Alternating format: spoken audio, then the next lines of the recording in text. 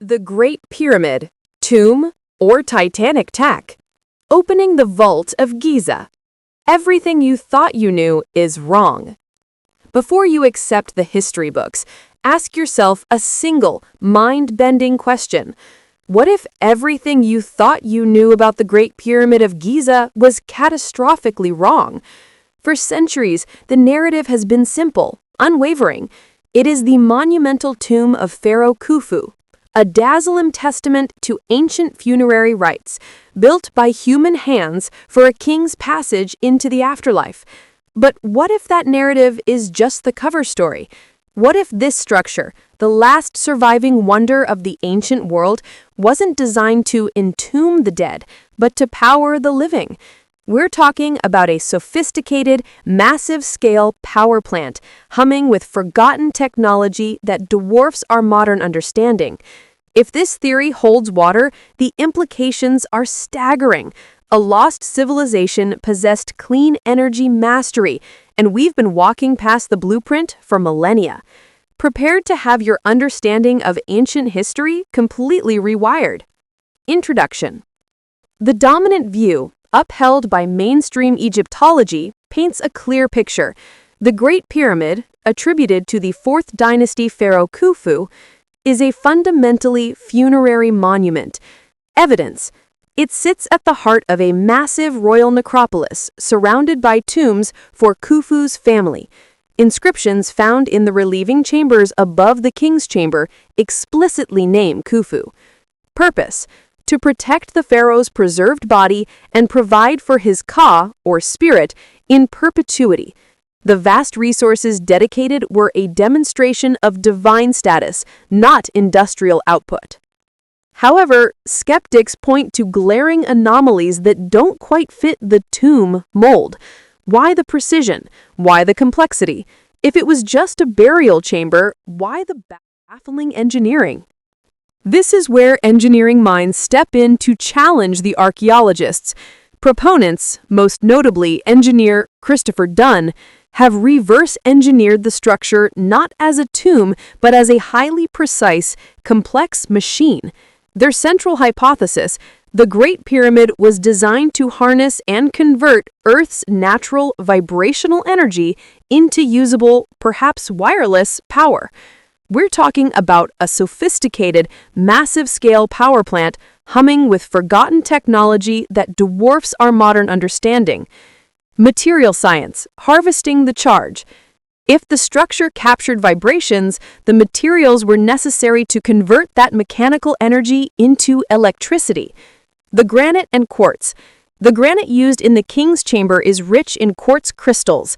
Under intense, focused mechanical pressure, like that generated by resonance, quartz exhibits the piezoelectric effect, meaning it generates an electrical charge. This chamber becomes the generator itself. The limestone insulator. The original Tura limestone casing covering the exterior was highly pure and acted as a powerful insulator, keeping the generated energy contained within the structure, preventing costly electrical bleed-off. The chemical input, fueling the reaction. The Queen's chamber plays a vital, if chemical, role in this theory. Hydrogen production. Traced chemical residues suggest this chamber may have been an apparatus for generating hydrogen gas via a chemical reaction using materials like zinc chloride and hydrochloric acid. The energy pathway.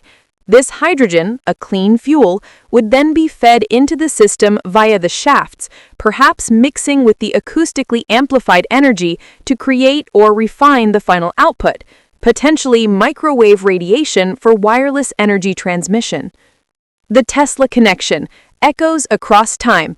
This isn't just a vague ancient mystery, it links to modern science. The concept mirrors the ambitions of Nikola Tesla, who experimented with transmitting wireless energy using the Earth as a conductor. Proponents suggest the pyramid builders beat him to the punch by several millennia, creating a system where the energy was free and drawn from the planet itself. How about you? Let us know your thoughts in the comments below.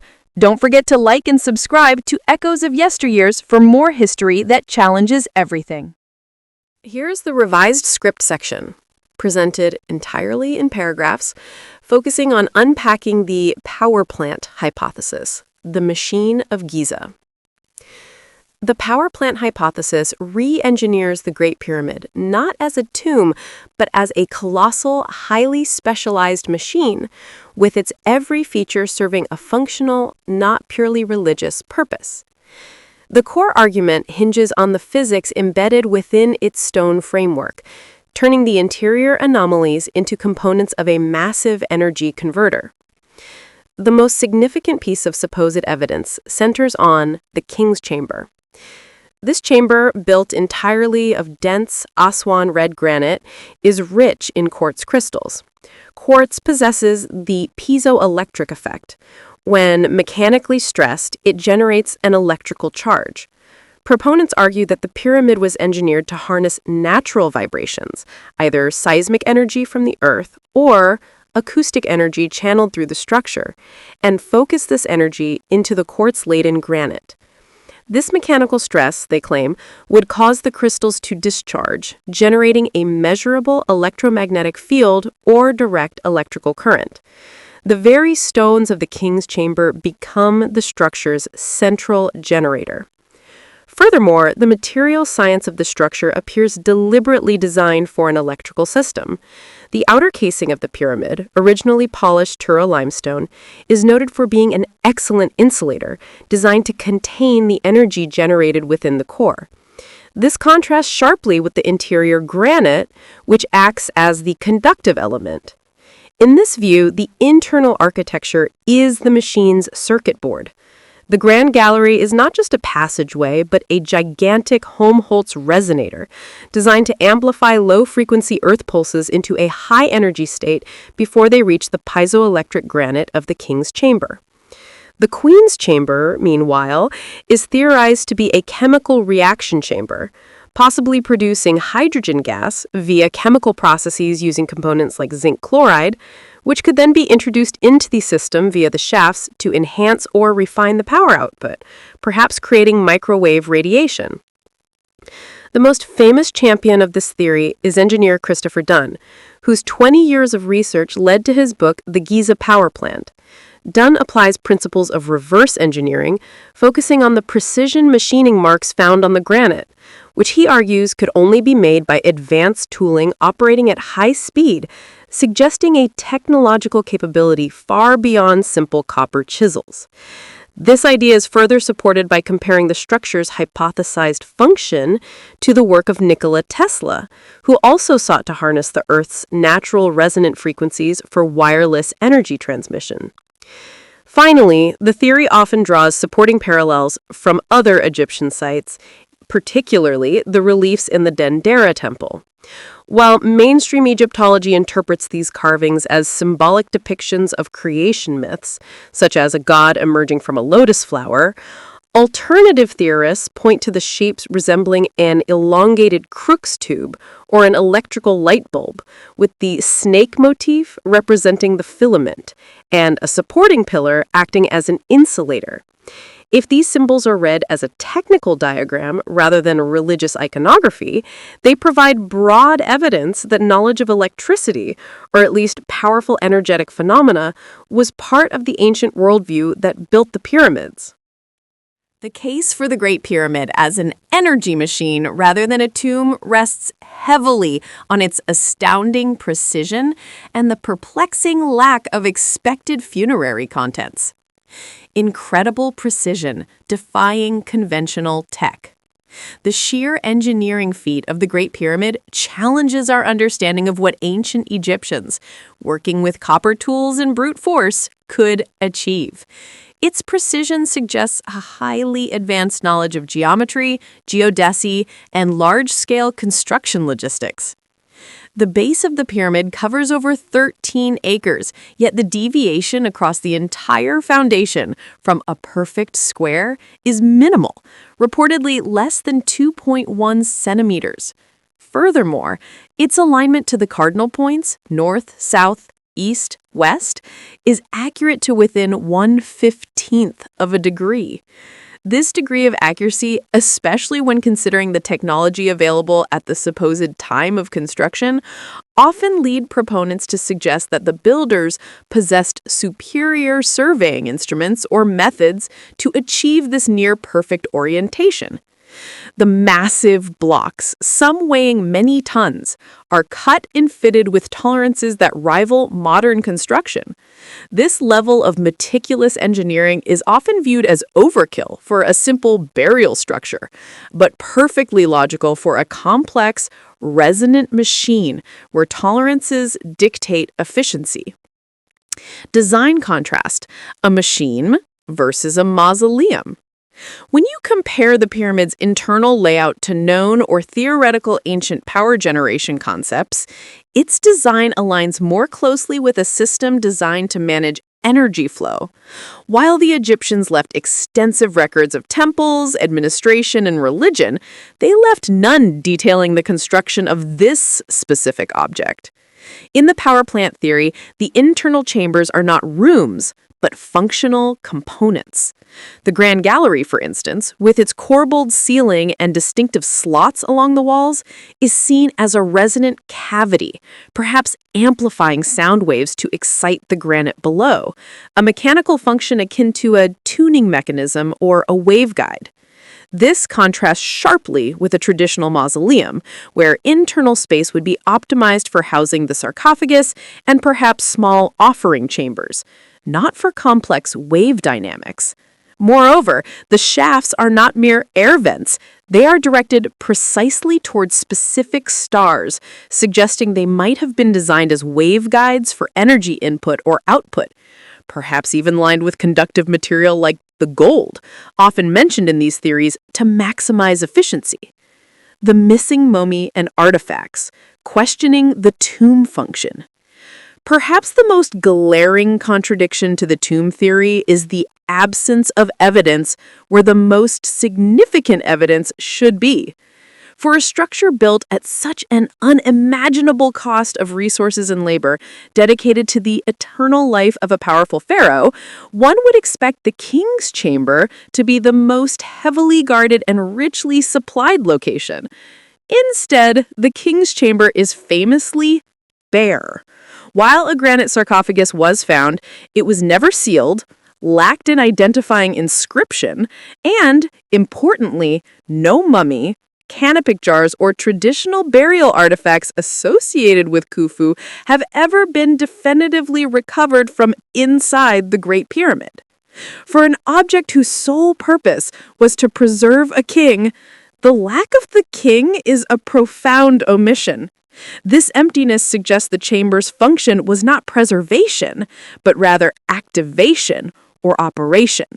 The highly decorated, heavily inscribed structures found elsewhere on the Giza Plateau are considered the conventional resting places, leaving the massive, technically complex pyramid itself free for a purpose that required precision over precious artifacts.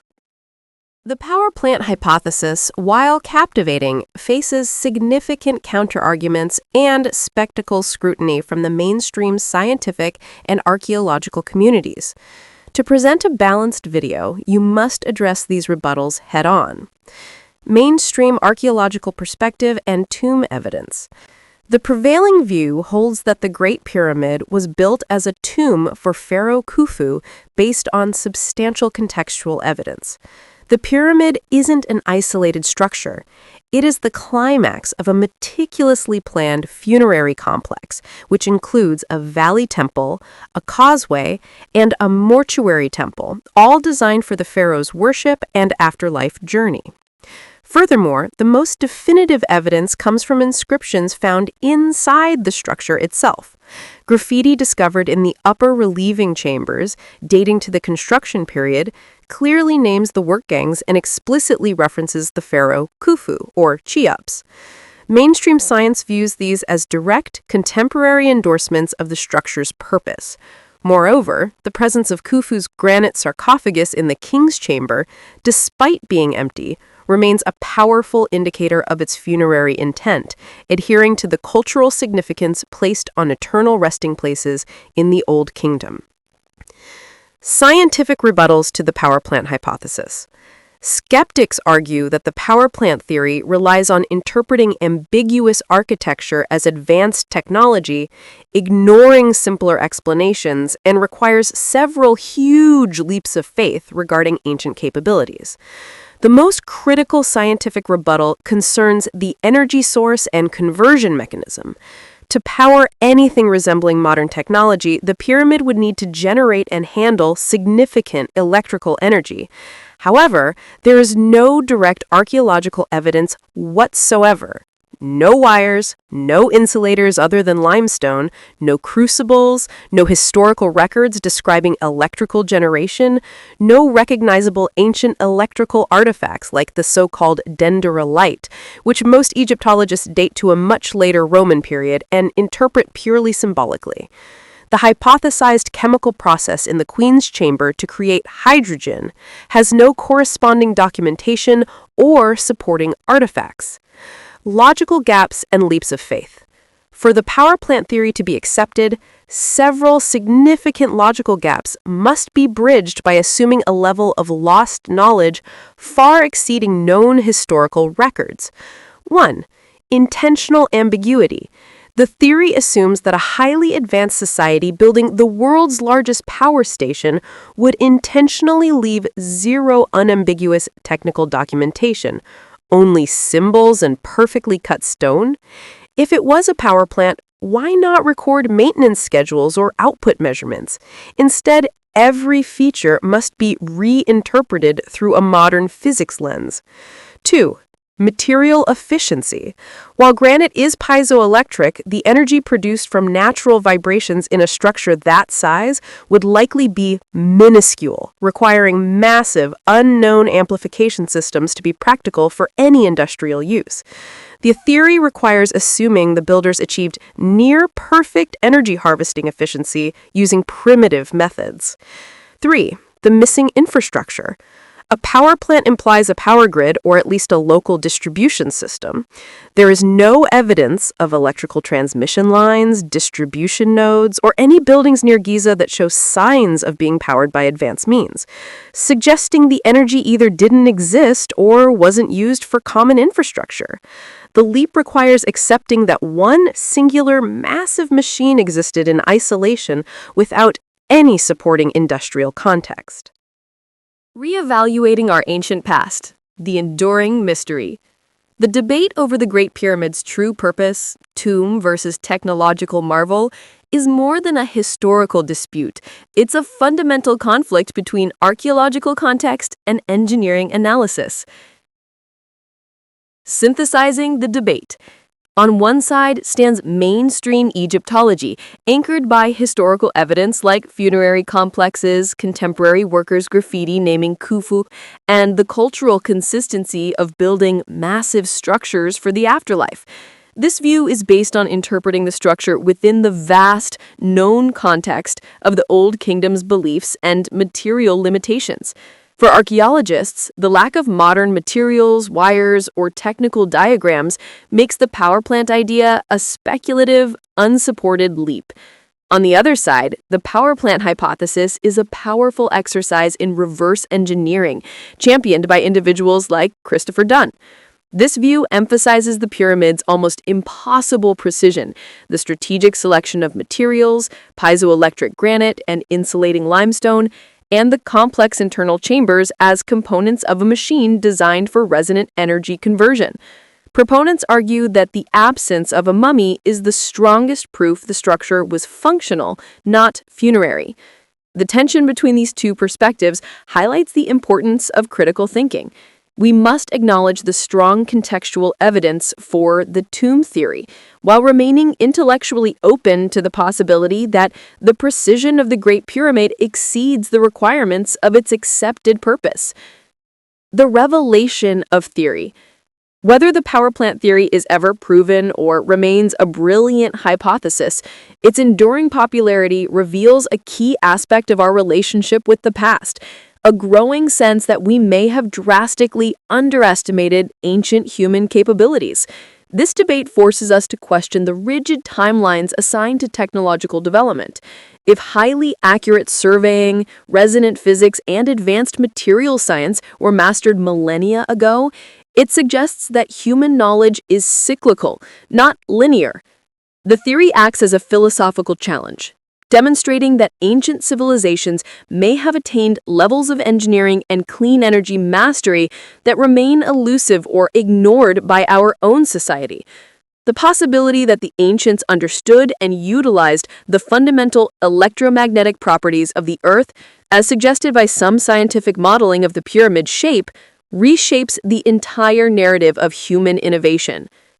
The Pyramid of Giza stands today not just as a monument, but as a silent question mark over human history. Did the builders of this final wonder merely bury a king? Or did they leave a blueprint for free energy? We invite you to delve deeper.